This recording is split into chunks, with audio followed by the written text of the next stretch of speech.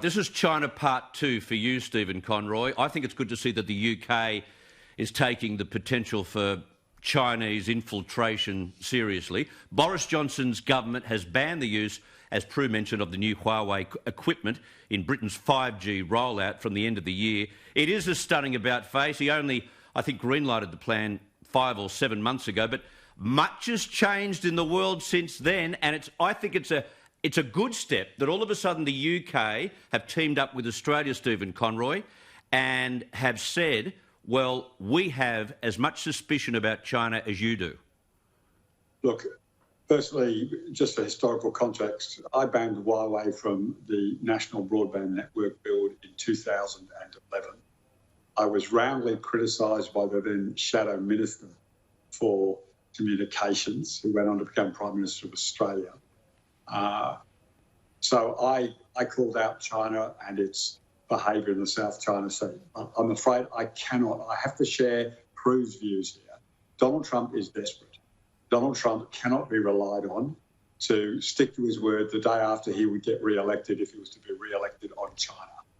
And if you read John Bolton's book, it is horrific in terms of his grovelling to Xi to try and get him to buy more soybeans to help him get re-elected. Donald Trump has got no consistency whatsoever when it comes to these issues, to the extent, and I am loath to quote Malcolm Turnbull, but in what I thought was the most frightening statement in his book, the Turnbull government and Julie Bishop and Turnbull were contemplating doing what I've been calling for 3 years, a FONOP, as we call them, sending Australian ships into the South China Sea and sailing through the waters China were trying to claim.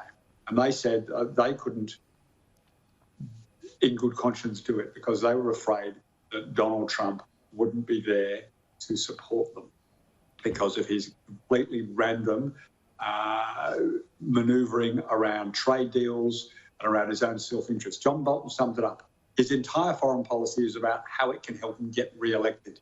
And after the next election, there is no guarantee that he won't sign some horrendous trade deal with them and forget about the South China Sea, the people of Hong Kong, and all those things. So I'm afraid, Corey, I'm on Prue's side on this. I'm worried about that. I might change. You should be very worried about that, Prue. It's the first time that's ever happened. I know. I don't like it. It's very worrying. But genuinely, have to go I to think confession you're right now. to I need to give myself an uppercut. There's peace in our time.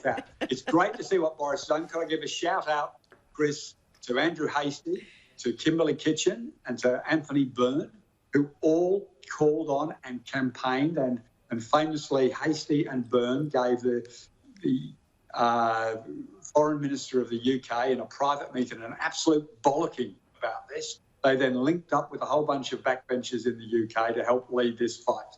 So there's a couple of Australians who've got a lot to do with the overturning of that Huawei decision, and thank God that Boris has done it.